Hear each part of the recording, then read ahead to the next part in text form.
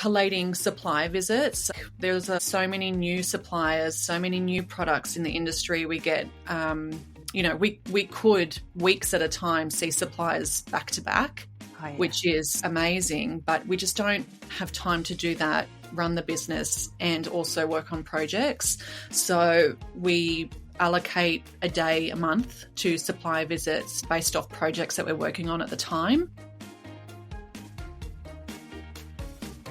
Welcome to the Design Dialogues, the podcast where we dive deep into the business of interior design.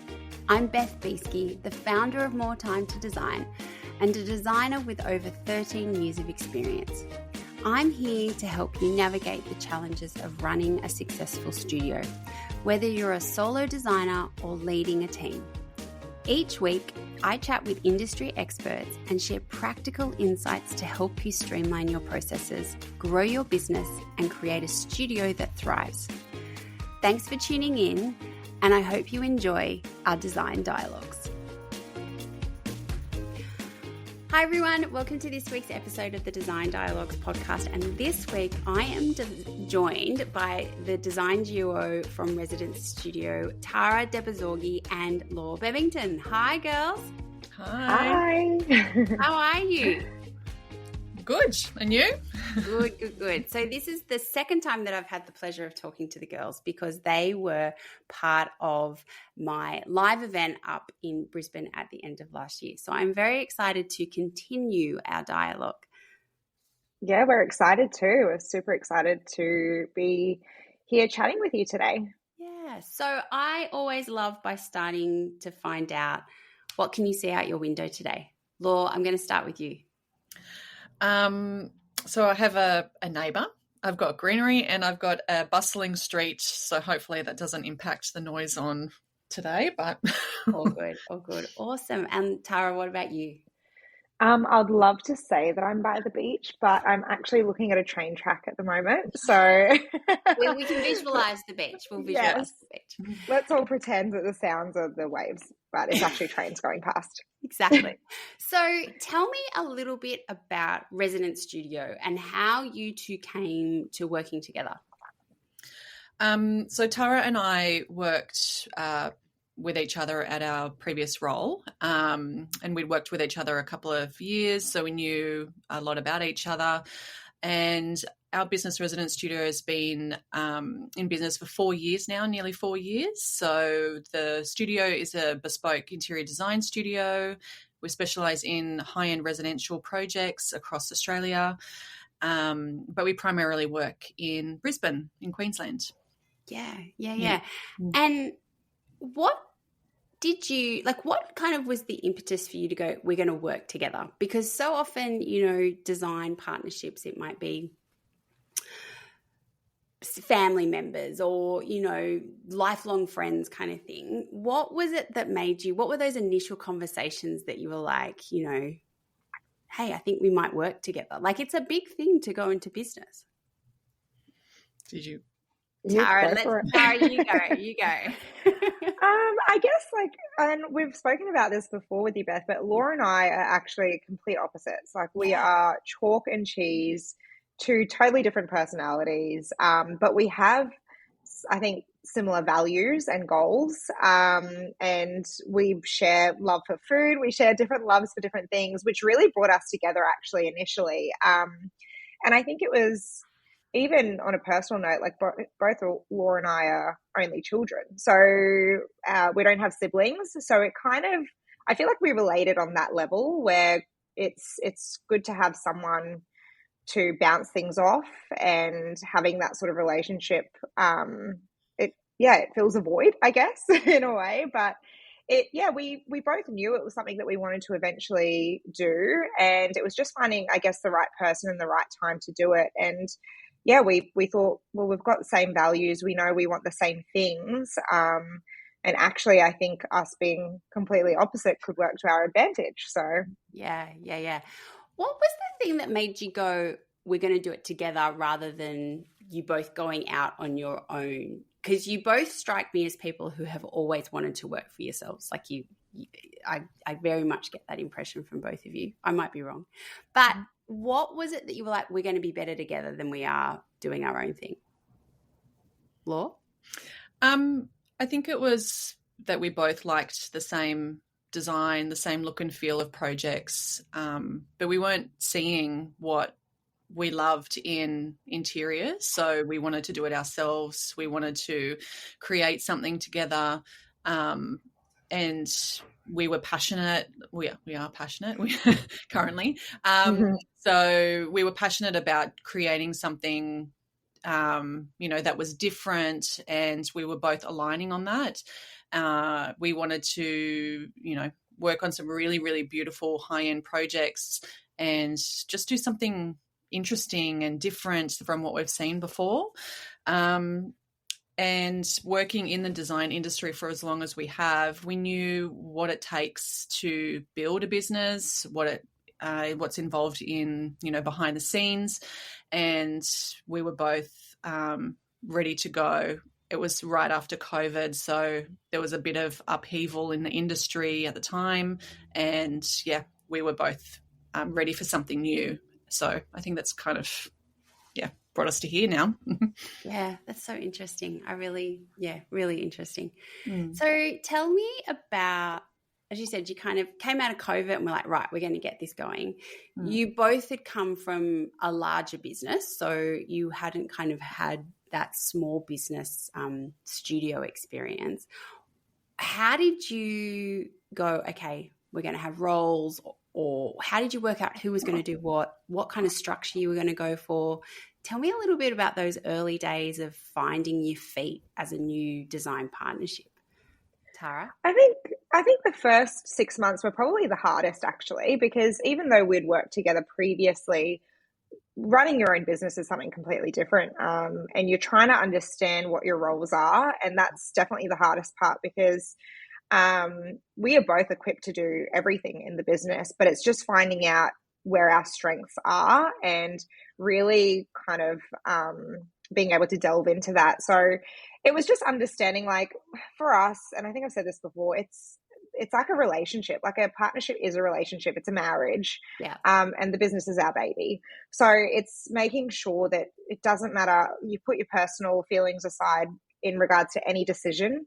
And you really have to do things that are right for the business and making sure that that grows and flourishes. So it was just understanding, I guess, our strengths and our weaknesses. Like, there are things that Laure does way better than I do. And it's just allowing her to have control of those things so that we can really have a balanced partnership.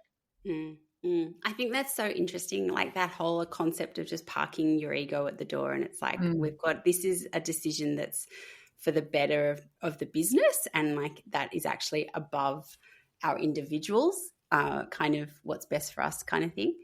Did you go through the process of like writing job descriptions for each other, or like, this is what I'm doing and this is what you're doing? Or was it a bit more kind of like, we'll just kind of organically work that out?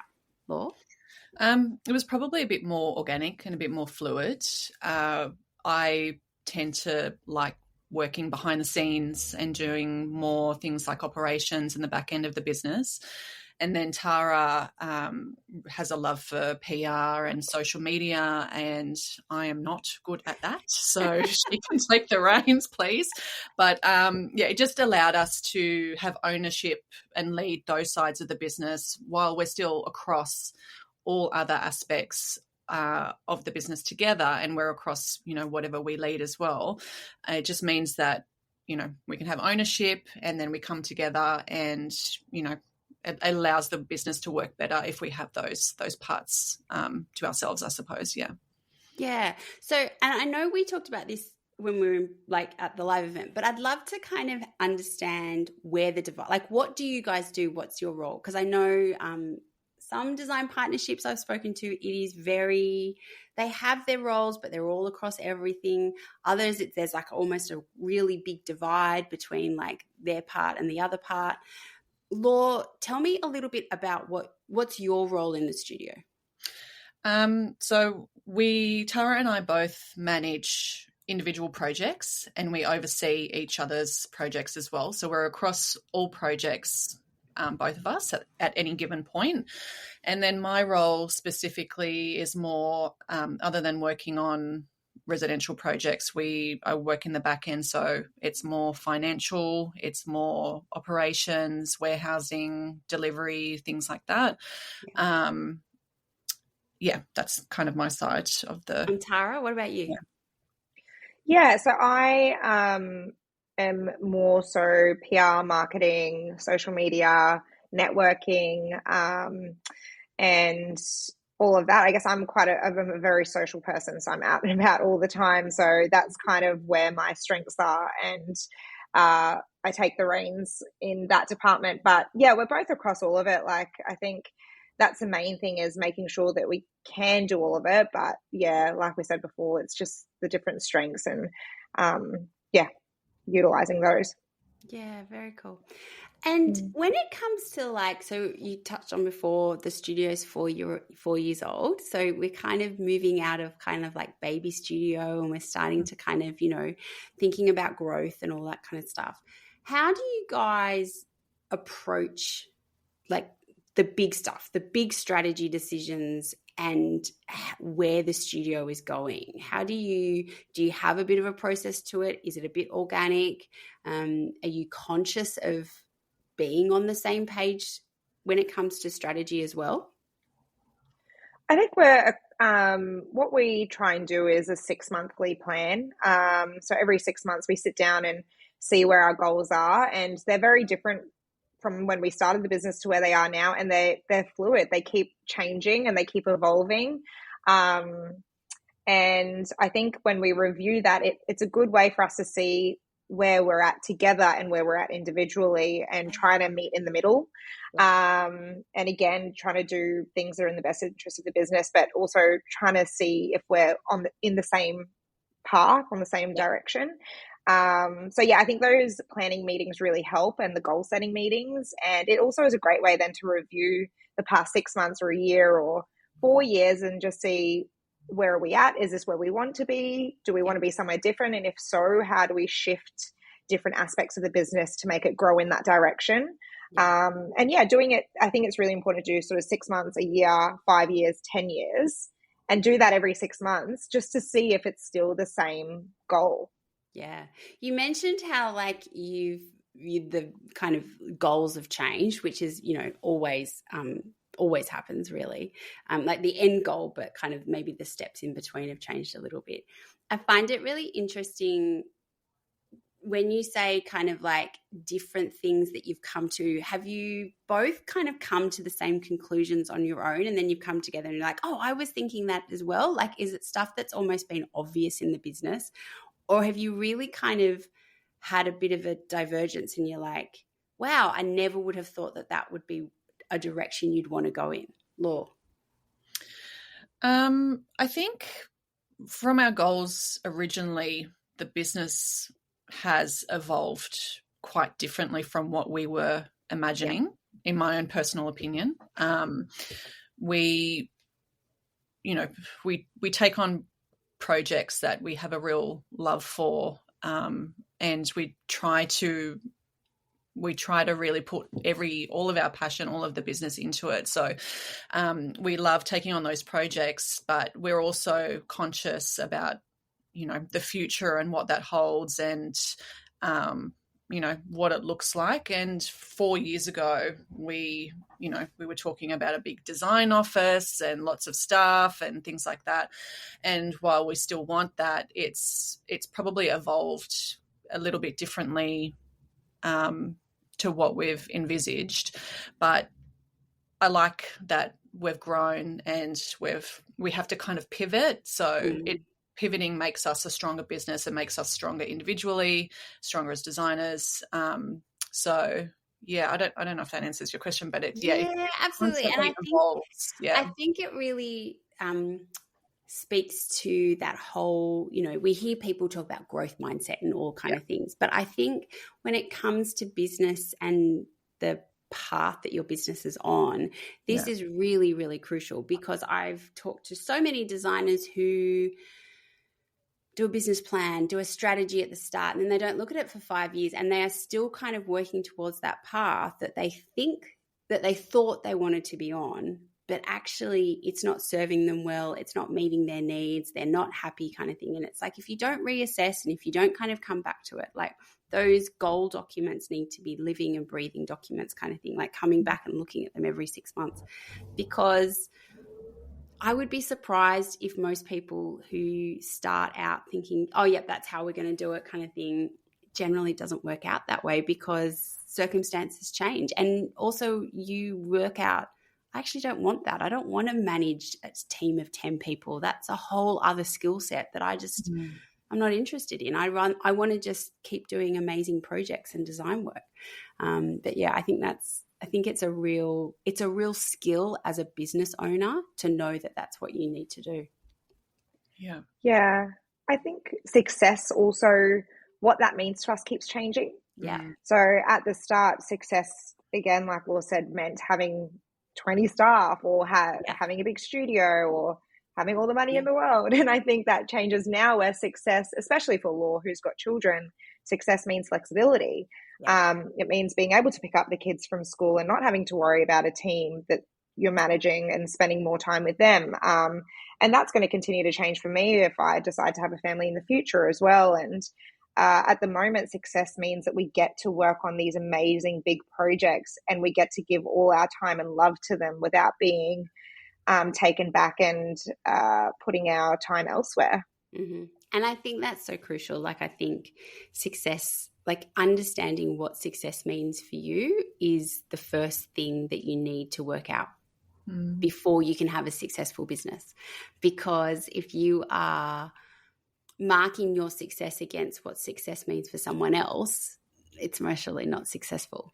And, you know, I also think there's seasons like of our lives, and, you know, like if you've got young kids, that is a very particular season. That is very particular in terms of the amount of time you can spend on a business. And I think just being aware of that and going, this is what success looks like now. In a year, 2-3 years time, success might look actually very different, and I'm going to have more time. The kids might be at school and all that kind of stuff. So I think that's, it's a really mature and healthy way of looking at a business. One of the things that I would love to understand is, how do you work out if a project is right for your studio? Tara, I'm going to start with you. I guess it's making sure it's not even just about the project, it's about the client as well. Yes. Because at the end of the day, you might be working on a project for two months or 2 years or 20 years, who knows, hopefully not 20 years.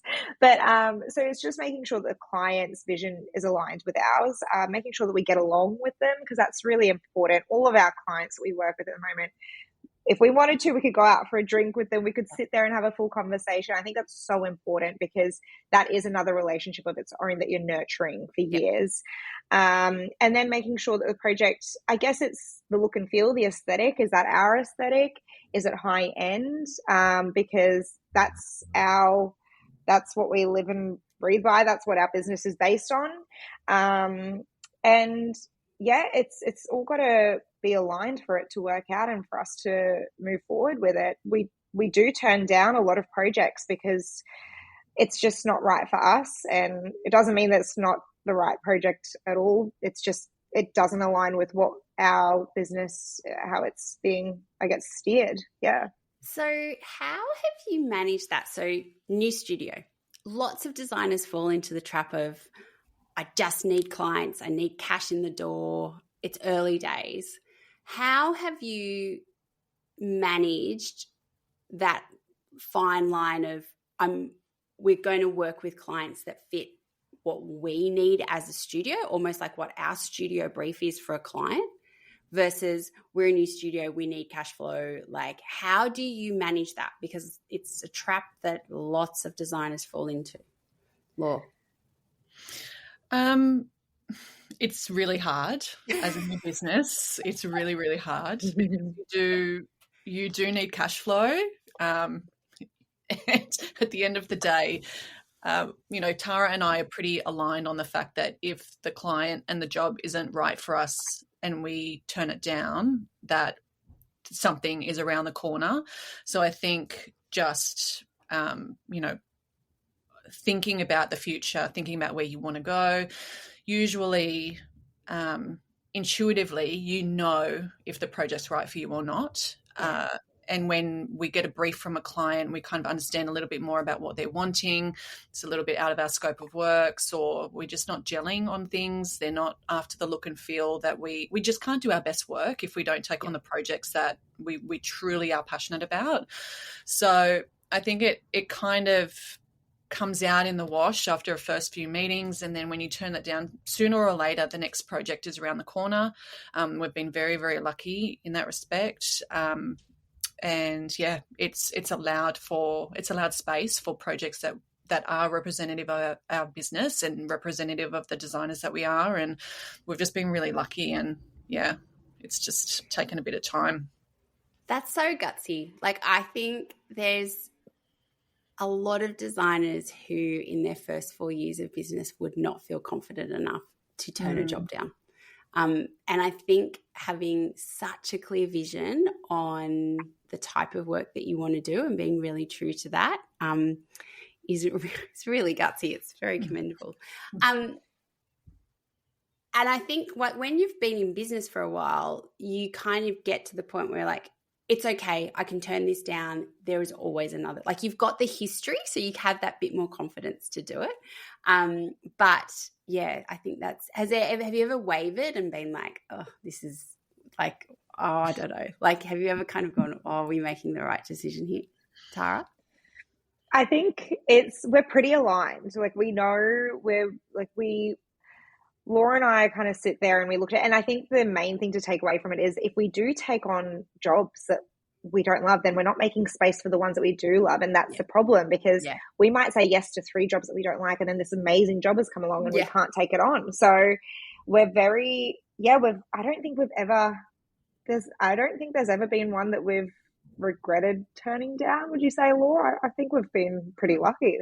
Yeah, I definitely think that we've made the right decisions up until this point, but I think it's a lot of, like, I'm a bit woo-woo in the way that I kind of like to manifest what we're doing, and I'm a big believer in that there is something around the corner that does feel like us and is the right fit. So yeah, I think we've been pretty consistent on that. Yeah, that's very cool. And does that kind of feed into your thinking as well around, I suppose, not growing the team? Like, you kind of can manage your overheads a bit better. So you do have that bit of more freedom of going, well, okay, we don't have a huge payroll to kind of service next month kind of thing. So we can have a bit more control. Like, does that all kind of come into the mix? Yeah, definitely. I think we always talk about it. We say if there are jobs that are a little bit smaller or aren't particularly aligned with us, if we did have staff, then that would be a good way to implement and supplement their salary.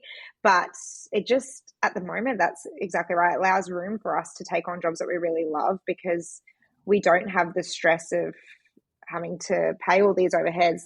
And in the same respect, like, we do have a pipeline. So it's good because we know we've got jobs coming up this year and next year. So we're not sitting there, I guess, stressed about, oh no, what's to come. We know there's jobs to come. It's just maybe filling in a couple of gaps here and there. And I think that's why we're in a very privileged position where we can say no if it's not right. And I think it also, you get back what you put out there. So that's where our marketing comes in. That's where all of that comes in, and making sure what we're putting out there is high end, so that that's the kind of clientele that are coming to us.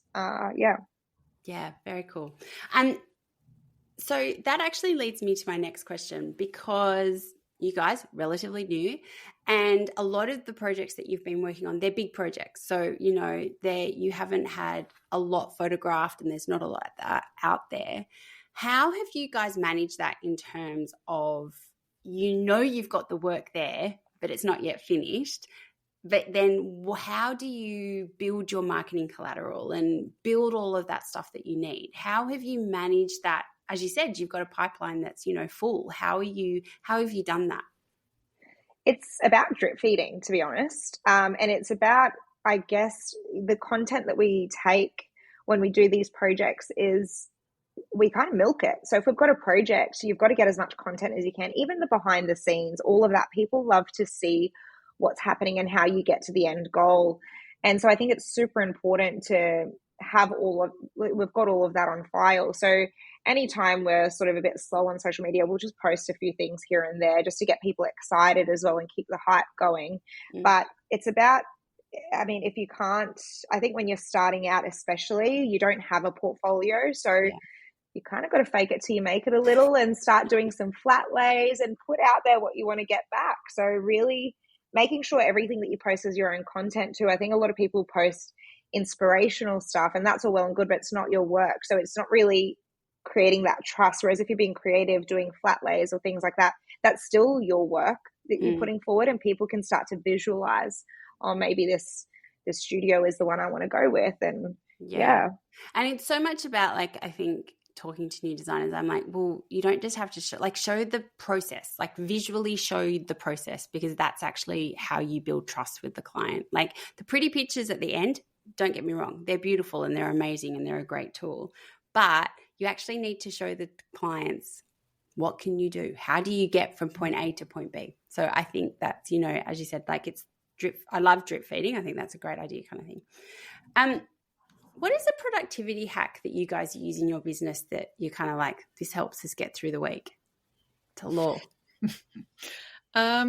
We have a couple of different ways that we like to be productive. I mean, we've got separate emails for our accounting, our marketing, and our design. So any design leads come through on one email, or, communications from suppliers come on one email.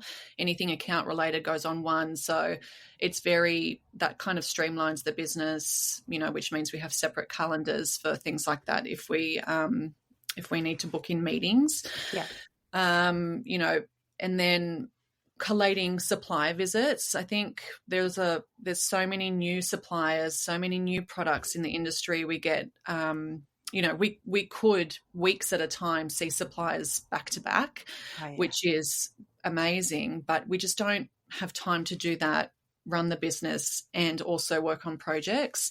So we allocate a day a month to supply visits based off projects that we're working on at the time. So it is very, it's great to see all the product, but it allows us that touch point every month to see suppliers, build relationships, but also allows us to do what we need to do day to day. I love that, because I was only talking to a designer last night and she's like, I could go to a supplier event every single day and have lunch and dinner at a supplier event every single day. I said, I know, there's a lot of them. And I think one of the keys, like taking back control. So quite often we are we work on their schedule, like they have an event, we want to go, it doesn't work. But I love that you have kind of taken the control back and you're like, no, this is the day, this is where we do it kind of thing. And being strategic about it, like what is actually going to help us in our current projects. Like it's great to see a fabric that I might really love, but if I don't have a relevant project for it, it's not that helpful right now. Yeah, it's really hard because suppliers, I mean, we like to have relationships with them. And if there aren't projects that we're working on that have, their furniture look and feel, because we work on such a vast array of styles, it's really hard to say no to, because we obviously want to build that. But, looking at our calendars and what we have coming up with projects, we kind of just slot in who we need to. Yeah. And then if worst case scenario, we get them to send us new products via email. We look at the emails, we know what they've got, but we really need to be mindful of our time and what we're spending it on. And, we are building that relationship with them with events and one day a month, but it also allows us to focus on the other aspects which need our attention as well. So yeah, very, very cool. So what are you loving in our industry at the moment, Tara? I think there's so much to look forward in interior design, especially in Queensland. Perhaps I'm a little biased because we're located here, but it's actually really good because we have so much development happening and so many exciting, like, I just love that everything's not the same, which is good. There was a stage there where for years, especially in Queensland, everything was the same. It all looked the same. And it's because everyone was following a certain trend and everyone would stick to it, and because it was safe.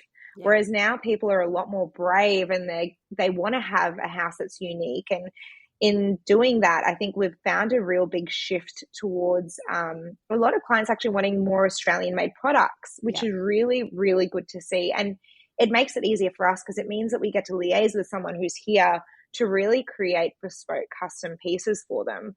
And just color, like, it's just so good to see color, and everyone is, every project that we're working on is so unique. Like, our projects are they all look very different, which we're loving. It's not all the same thing.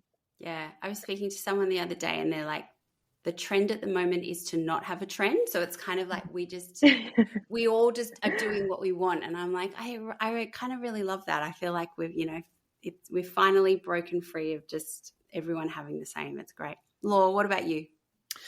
I mean, I love that everything is a bit more bespoke. Like, we've got, ceramicists and bespoke artisan pieces coming up and things like that. And people are a little bit more open to not having a real polished look and feel. Like, there's personality, there's an opportunity to support local and have local products in there and things like that. Like, I love that about our industry, that injects that personality into our jobs. I think it makes for really interesting projects at the end of the day. And I like that everyone's different from each other. So I think it's pretty cool. Yeah.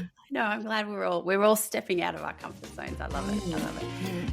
Tara and Laure, thank you so much for joining me again. I've loved our second chat, and I'm really quite blown away by your girls. I think for a studio that's only 4 years old, I think you've got so many things just kind of working that I love. So thank you for joining me. Thank you for having us.